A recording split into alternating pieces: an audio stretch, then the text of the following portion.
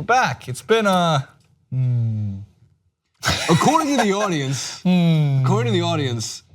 it's an eternity. Yeah, it's a while. For whatever reason, we're not allowed to take time off. I guess not, especially not at the same time though. I was shooting from a hotel. It was still it was a little unfortunate they were both gone at the same time. From a hotel, I thought my. They have hotels in Jersey? Just so we don't tangent too long, I want to add all of they have hotels in New Jersey. Yes, they have hotels in New Jersey.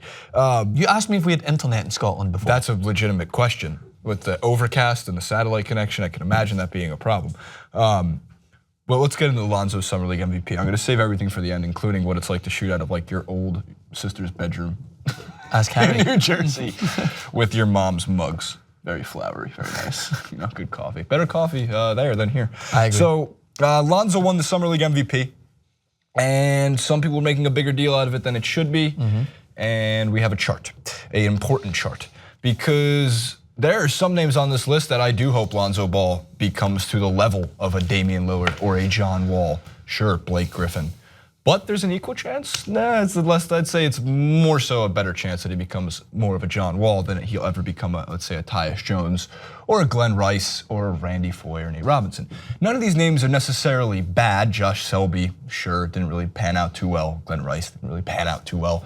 But in Lonzo's case, you can't say he's Summer League MVP, which means NBA MVP next year. And I don't think people should be jumping overboard. These are all knee-jerk reactions to the Summer League. He played very well. You actually scared the living crap out. I was like, please don't die on me. We just got back. Yeah, it's completely fine to both take this as something that doesn't mean anything and to also blow it out of proportion, because that's what happens in the Summer League. Like, there's been countless examples. John Wall is a great MVP. John Wall has a great Summer League MVP. And then he goes on to be one of the most ferocious point guards that we've seen in the last 3 or 4 years out of the NBA. Just on, and everything that we witnessed, I remember watching him during the Summer League, that explosiveness, the pace, it was translated to the NBA. So that, and is an example of how things go. And as we mentioned yesterday, there's some players in the past, like Jahlil Okafor, he wasn't MVP, but he was very good, I remember, in the Summer League, and he didn't translate that immediately into the NBA, and it's not a problem. Jahlil Okafor was supposed to play in like 1987. Yeah, he was built for late 80s, early 90s basketball, and he just kind of got dumped in the wrong generation. The same way that Carmelo Anthony and DeMar DeRozan should have played in the 90s. Yeah. It would have dominated the isolation J.R. game. Smith also.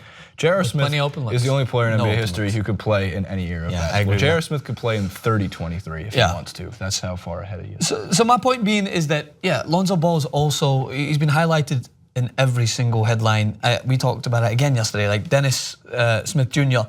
breezed past him. And his defensive ability is under question, right? But how much it's under, not in that example, but in how much it's under question is like, it goes part and parcel with how glorified he already has been and how scrutinized he's been. It's a big problem that needs to be addressed. Defensively, he cannot stay in front of anybody. He can't stay in front of Summer League guys. He's gonna get eaten alive by the NBA talent in the early stages of next year. And don't forget, there's other NBA players who establish themselves to be MVP candidates who play no defense at all. So it's not like this is something that should truly hinder him because he can learn how to play defense. I'd say his anticipation is very strong. He finds passing lanes. He still had 2.5 steals per game in the Summer League. Take that with a grain of salt. He can't stay in front of anybody. He's getting bullied on screens bad. He can't get around them, so he loses his man.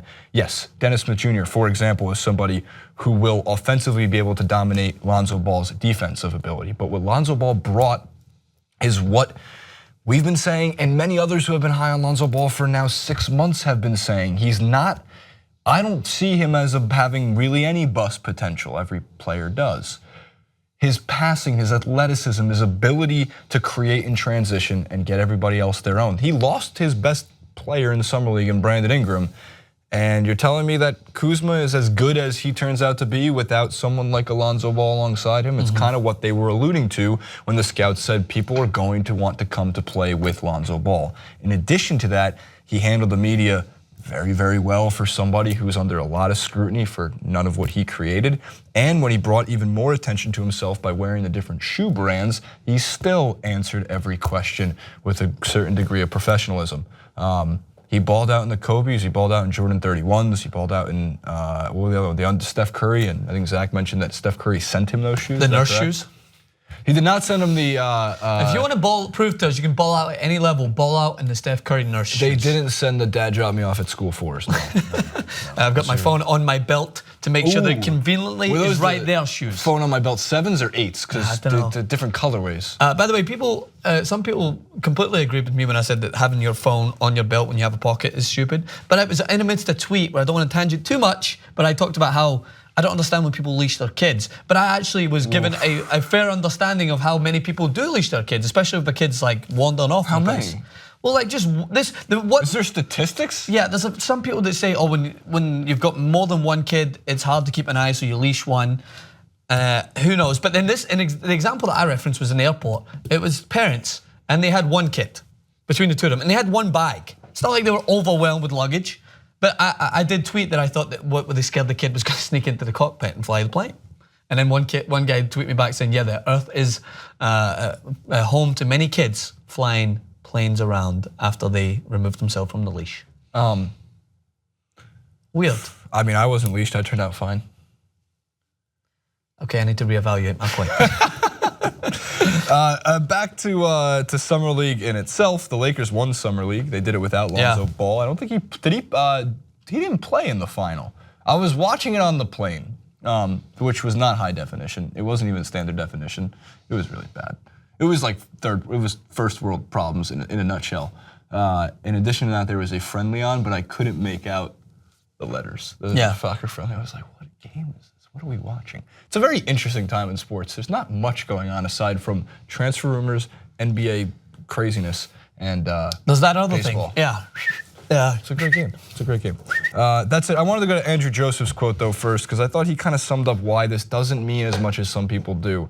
It seems like they're just on both ends of the spectrum. So the most recent Summer League MVPs have been Tyus Jones, Kyle Anderson, Glenn Rice Jr., and Jonas Valanciunas and Josh Shelby. Valanciunas is the only player from that group to have a productive NBA career this far. And the last All-Star to win the NBA Summer League was Damian Lillard. So to win Summer League MVP was Lillard, who did indeed win the award as a rookie. It's simply impossible to project a career based off a couple of weeks of scrimmage basketball against rookies and fringe NBA players, and that's an important takeaway. Yes, Lonzo looked great. He's things he's got to work on.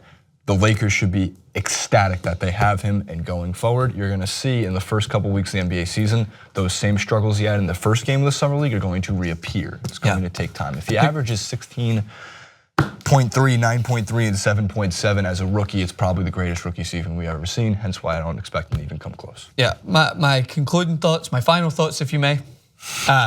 The good things look great, and everything else can be worked on. It's nothing to really have you up in arms about. Like most of the things that he will be working on is part of growing into an NBA talent, especially in the Lakers team where he's going to get used to that system. He's going to have to play stronger defense, but the positives that he showed is exactly what the Lakers need, in my opinion. You need someone with great vision, the ability to move the ball, and the ability to score. So thumbs up for Lonzo Ball for me, and I think, in my opinion, you should go with the Jordans. Yeah, I like the Jordans too. Comment below.